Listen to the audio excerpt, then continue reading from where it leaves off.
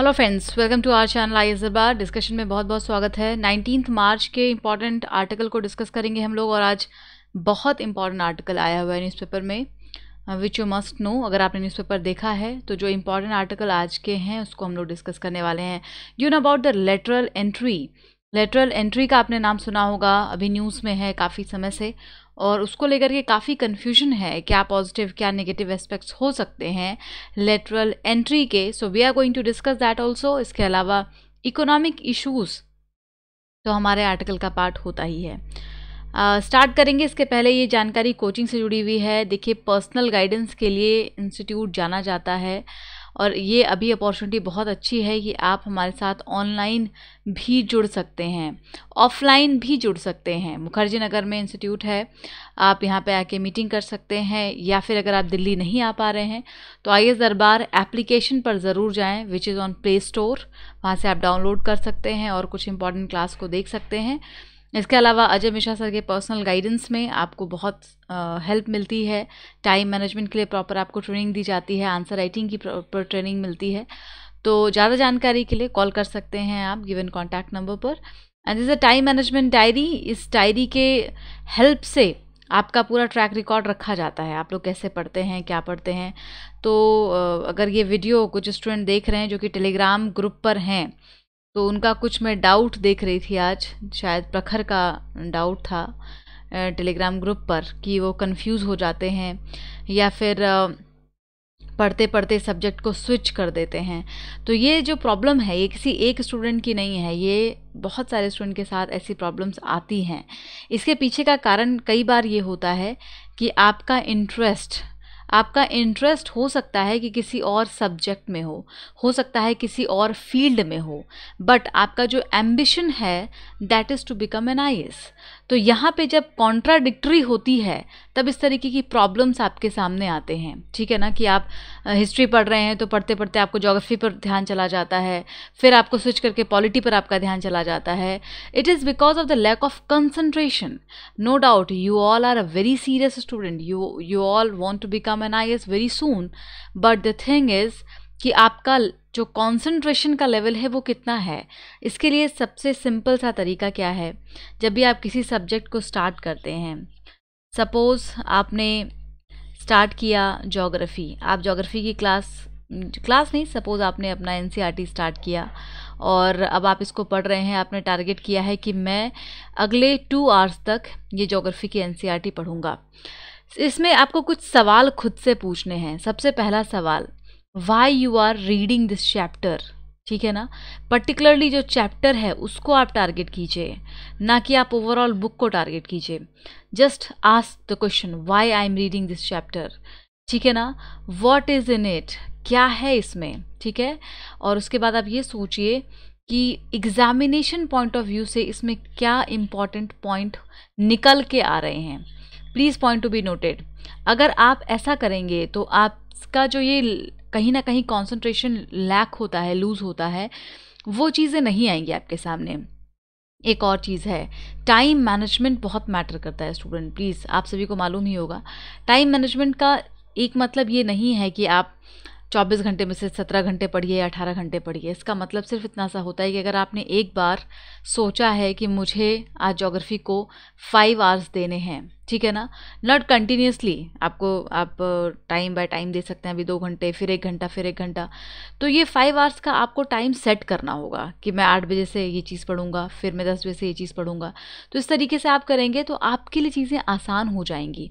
And last but not the least, please note it all down, all it down. आप सब कुछ note कीजिए।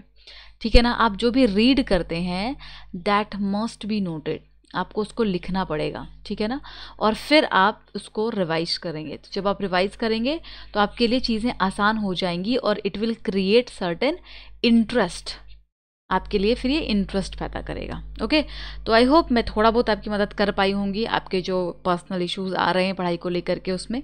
बाकी अगर आपको और कोई हेल्प चाहिए तो आप कॉल करके जानकारी ले सकते हैं।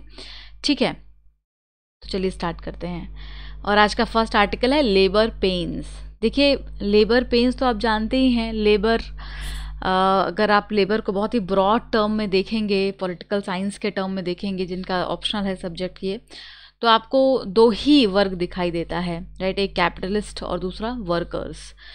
कैपिटलिस्ट जो हैं ऑब्वियसली बहुत रिच हैं, जो वर्कर्स हैं दे ऑल आर लेबर्स। अब यहाँ पे जो लेबर है, हम किस लेबर की बात कर रहे हैं? हम उस लेबर की बात कर रहे हैं जिनको कि सोशल सिक्योरिटी के कोई बेनिफिट आज के टर्म्स में नहीं दिए जाते। हमारे वो माइग्रेंट लेबर्स जिनका कि दुख और दर्द हमें कोविड-19 के समय में दिखाई दिया था। तो ये क्या परेशानी है, क्या स्थिति है, क्या लेबर फोर्स पार्टिसिपेशन है आज के टर्म में, हम भारत की बात कर रहे हैं, तो उसके बारे में ये आर्टिकल लिखा गया है।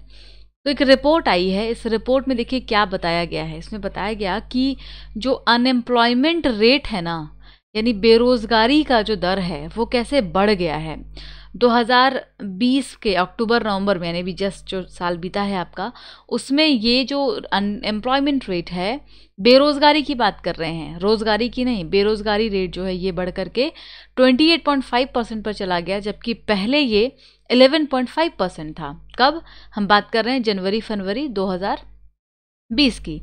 तो 2020 जनवरी फरवरी से जब 2020 अक्टूबर नवंबर तक पहुंचे तो क्या हुआ? अनएम्प्लॉयमेंट बढ़ गया। सिंपल सा कारण क्या था? लॉकडाउन। इसके अलावा जो इकोनॉमिक क्राइसिस ऑलरेडी भारत में थी वो तो था ही। अब वुमेन के रेशियो में बात करेंगे तो अगर मेन का इतना फोर्स पार्टिसिपेशन घटा है तो वुमेन के टर्म्स में क्या होगी स्थिति? और ज़्यादा खराब हुई होगी। 25.6% जो कि बिफोर पेंडेमिक था, ऑलरेडी बहुत ख़राब सिचुएशन थी वुमेन का पार्टिसिपेशन की, अगर हम बात करेंगे लेबर फोर्स में, वो और बढ़ करके 54.7% हो गया। तो ये क्या है? एक अलार्मिंग सिचुएशन है। आपके यहाँ पर जब हम लोग, आपको याद है पॉपुलेशन कंट्रोल वाला आर्टिकल पढ़ रहे थे तो उसमें एक टर्म क्या बोला गया था? वुमेन का लेबर फोर्स पार्टिसिपेशन बढ़ाया जाना चाहिए, वुमेन का जॉब में पार्टिसिपेशन बढ़ाया जाना चाहिए। लेकिन हम क्या देख रहे हैं? ये 25% से सीधा डबल हो गया है, 54 से भी ज़्यादा, 54.7% पर पहुंच गया है। तो ये एक अलार्मिंग कंडीशन तो बिल्कुल है। अब देखिए सर्वे आई थी, इस पर मैंने डिस्कस भी किया था आपके साथ। NSO नेशनल स्टैटिस्टिकल ऑफिस की जो सर्वे आई रिलीज़ हुई थी, उसमें अनएम्प्लॉयमेंट रेट कितना बताया गया? बताया गया कि ये बढ़ रहा है। इट इज़ राइज शार्पली, ये बहुत तेज़ी से बढ़ रहा है। कहाँ पर? अर्बन एरिया में। कारण क्या है? अर्बन एरिया में क्यों, रूरल एरिया में क्यों नहीं? क्योंकि रूरल एरिया में अनएम्प्लॉयमेंट को कंपनसेट करने के लिए स्कीम्स हैं कुछ, जैसे आपका किसान रोजगार योजना भी आया था, मनरेगा है, तो ये सब कहाँ? रूरल एरिया के लिए लाया गया था। लेकिन अनएम्प्लॉयमेंट रेट जब हम अर्बन एरिया की बात करते हैं तो यहाँ पर कंपनसेट करने के लिए ऐसा कोई भी रोजगार जहाँ पे गारंटीड एम्प्लॉयमेंट हो वो नहीं दिया जाता है सरकार के द्वारा। इस वजह से भी एक ये कारण रहा कि अर्बन एरिया में अनएम्प्लॉयमेंट बहुत ज़्यादा बढ़ गया। Rate for those as 15 years, 15 साल से लेकर के ये बढ़ना शुरू हुआ, ये जो आपका पूरा एम्प्लॉयमेंट है। एंड ये जनवरी फरवरी में सिर्फ 9% हुआ करता था, लेकिन ये अप्रैल जून में पहुंच गया कितना? 20.8% में। Even labour participation rate had fallen during the period. इन दिनों जो लेबर का पार्टिसिपेशन है वो भी काफ़ी घट गया, क्योंकि लोग अपने घर चले गए, तो उस शहर को छोड़ छोड़ के गाँव में चले गए, वहाँ पे गए तो ऑब्वियसली पार्टिसिपेशन घट जाएगा। And the economic activity gained traction of the month thereafter as national level employment rate is likely to have declined.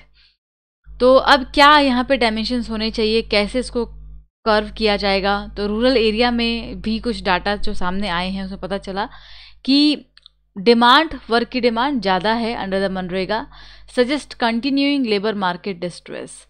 तो लेकिन जो अभी रिपोर्ट मनरेगा के अकॉर्डिंगली देखा गया उसमें भी पाया गया कि रूरल एरिया में भी काफ़ी डिस्ट्रेस चल रहा है। When more government support needed many state government cut back on spending. तो राइटर यहाँ पे क्या बता रहे हैं कि जब ज़्यादा एक्सपेंडिचर होना चाहिए, हम लोगों ने डिस्कस किया था ना क्राउड इन एक्सपेंडिचर क्या होता है क्राउड इन्वेस्टमेंट में, तो वहाँ पे गवर्नमेंट का जब सपोर्ट ज़्यादा होना चाहिए था, गवर्नमेंट की स्पेंडिंग ज़्यादा होनी चाहिए थी, तो वहीं पर कुछ स्टेट गवर्नमेंट ने क्या किया? स्पेंडिंग ही कम कर दिया। ठीक है, data from the PRS legislative research shows that the Delhi government also spend 9% less than when it had budgeted for the 2020। Delhi government ने भी जो बजट बनाया था उसके हिसाब से 9% कम खर्च किया। And given the extent of labour market scaring for greater policy support is needed. तो अगर आपको इस स्कैरसिटी को ख़त्म करना है, लेबर को आपको इसके लिए सपोर्ट करना पड़ेगा और इसके लिए ज़्यादा बड़े पॉलिसी सपोर्ट को लाने की आवश्यकता है। ठीक है, अगला आर्टिकल देखते हैं। लेटरल एंट्री की हम बात कर रहे थे। Devil is in the sign. क्या कहा है इन्होंने यहाँ पे? धीरज नैयर साहब की हम बात करेंगे। इन्होंने बहुत अच्छे अच्छे टर्म्स को भी यूज़ किया है। तो देखिए, एडमिनिस्ट्रेटिव रिफॉर्म की बात बहुत ज़्यादा चल रही है। अगर आप लोगों ने स्पीच वगैरह को सुना हो, हमारे प्रधानमंत्री जी के स्पीच को भी सुना हो, तो और उनके अगर आप कॉन्सेप्ट को समझते हैं तो आपको पता चलेगा कि वो एक एक करके जो सिस्टम है उसमें बदलाव ला रहे हैं, चाहे वो एग्रीकल्चर का सिस्टम हो, मार्केट का सिस्टम हो, या फिर वो ब्यूरोक्रेसी का सिस्टम हो। सो व्हाट ही वांट्स और what his parties ideology wants कि एडमिनिस्ट्रेटिव रिफॉर्म भी होना चाहिए, क्योंकि लैक ऑफ एडमिनिस्ट्रेटिव रिफॉर्म होने की वजह से बहुत सारी परेशानियां आज भारत में हैं, ऐसा मानना है और कुछ हद तक सही भी है। तो इसको लेकर के जो रिफॉर्म है उसमें पहला रिफॉर्म कहाँ पर है? सीधा अटैक हुआ आईएएस ऑफिसर पर। कैसे? लेटरल एंट्री की बात कर दी गई है। अब यहाँ पे प्रधानमंत्री का कहना है, उन्होंने कहा भी था कि ओवर रीच जो होता है ये एलीट आईएएस कैडर का, मतलब क्या आपको पता है ना कि आप आईएएस बनने की तैयारी क्यों कर रहे हो? आप पीसीएस बन जाओ, आप एसएससी में चले जाओ, बैंकिंग में चले जाओ। But why IAS rank will attract you, is attracting you because of the power, because of the capacity which you will have in the next year. तो उसको लेकर के यहाँ पे जो हमारी गवर्नमेंट है उन्होंने सीधा कहा कि भाई ओवर रीच नहीं होना चाहिए और इसको हम कर्व करेंगे। कैसे कर्व करेंगे? जो परमानेंट सिस्टम चला रहा है एडमिनिस्ट्रेटर्स का, उसमें हम लेटरल एंट्री को लाएंगे। ठीक है ना? मतलब इसमें क्या होगा, अब ये आईएएस बन करके जॉइंट सेक्रेटरी नहीं बनना है। अब सीधा अगर आप किसी कंपनी के सीईओ हैं, एमडी हैं, बहुत अच्छे अच्छे पद पर हैं, तो आपको यहाँ पर जॉइंट सेक्रेटरी बनाया जा सकता है, डायरेक्टर आपको बनाया जा सकता है। तो ये बड़े बड़े पद, जिसपे कि इसमें आर्टिकल में इन्होंने यही बताया है कि कितने सालों के बाद एक आईएएस को यहाँ तक पहुँचने का मौका मिलता है, उसमें अब डायरेक्ट प्रोफेशनल्स को जॉइंट सेक्रेटरी बना दिया जाएगा, डायरेक्टर बना दिया जाएगा किसी मिनिस्ट्री में, किसी ऑर्गेनाइजेशन में। तो उसका क्या इम्पैक्ट हो सकता है? तो ये पूरा आर्टिकल जो क्रिटिसाइज कर रहा है लेटरल एंट्री को, और इन्होंने कहा कि जो परमानेंट सिस्टम है, देखिए क्या होता था, पहले आईएएस ऑफिसर्स पूरा काम करते थे, फिर प्रमोट होकर के वो जॉइंट सेक्रेटरी बनते थे। वो अपने पूरे सर्विस का 17 साल बिता चुके होते थे, तो उनके पास बहुत सारा एक्सपीरियंस होता था, और तब जा करके वो जॉइंट सेक्रेटरी के पद पे जाते थे और वहाँ पे उसको करीबन 10 साल तक सर्व करना होता था। So IAS and permanent system are strictly seniority bound. ये पूरा सिस्टम क्या है? सीनियरिटी बाउंड है। इसमें डायरेक्ट आपका नहीं प्रमोशन हो जाता है, आप एक के बाद एक सीनियरिटी लेवल पर आगे बढ़ते जाते हैं, कोई ऐसा प्रमोटेड नहीं हो जाता है। तो ये एक सिस्टम हुआ करता था। लेकिन अभी क्या होगा, इसके ऑपोजिट में जो टॉप लेवल पर प्रोफेशनल्स हैं उनको सीधा एंट्री करा दी जाएगी। कहाँ से? प्राइवेट सेक्टर से। यही है, मोटा मोटा आपको समझ में आ गया ना लेटरल एंट्री का मतलब क्या होता है। तो अब इनका कहना है कि जहाँ पहले काफ़ी एक्सपीरियंस लोग जाते थे, 50 साल 55 साल की उम्र में लोग एंट्री करते थे, अब तो ये 30-35 साल में जॉइंट सेक्रेटरी बना देंगे लोगों को। तो उनका जो सोचने का तरीका होगा, क्या वो उस तरीके से होगा? तो ये जो अर्लियर जनरेशन को यहाँ पर प्रमोट किया जा रहा है, या फिर जैसे मान लीजिए हम इकोनॉमिक मिनिस्ट्री की बात करते हैं, इकोनॉमिक डिपार्टमेंट की बात करते हैं, उसमें एक बड़े बड़े इकोनॉमिस्ट को एंटर करवाया जाएगा। फिर जैसे आप लीगल टर्म में बात करते हैं तो उसमें जो बड़े बड़े आपके लॉयर्स हैं या इस टाइप के कोई स्पेशलिस्ट हैं, उनको एंट्री करा दी जाएगी। तो किस हद तक ये सही होगा? सो इसका ये यहाँ पे एग्जांपल दे रहे हैं कि इसमें जो लोग पहले सीनियरिटी बेसिस पर आते थे उसका एक अलग इम्पैक्ट होता था। दूसरा चैलेंज है इनके accordingly that lateral entrance for success is in different of the position failure, point of failure. क्या होता है इसमें कि जो अभी अनाउंसमेंट किया गया है लेटरल एंट्री का, एक बार मैंने और डिस्कस किया था इस पर कि बहुत सारे एप्लीकेशंस आते हैं और उनको फिर एंट्री कराई जाती है। तो उसमें आपको मैंने बताया था कि मान लीजिए किसी को लाया गया, अभी अनाउंसमेंट किया गया कि इनको एंट्री कराई जाएगी, पोस्ट दिया जाएगा जॉइंट सेक्रेटरी का, लेकिन इम्पॉर्टेंट पोर्टफोलियो अगर उनको नहीं मिलता है, ठीक है ना, तो वो उनको डिस्करेज कर सकता है। अगर उनको क्रिटिकल पोर्टफोलियो नहीं दिया जाएगा या अच्छा काम, अच्छा पोजीशन नहीं दिया जाएगा, तो क्या करेंगे वो लोग, उस चीज़ को क्विट कर देंगे। और वो क्विट कर देंगे तो उसकी अलग एक प्रॉब्लम आ जाएगी कि बार बार आपके यहाँ पे आप ला रहे हो, सिक्योरिटी को डायरेक्टर बना रहे हो, फिर वो छोड़ के चला जा रहा है। जिस तरीके से जो काम है वो हैम्पर होगा।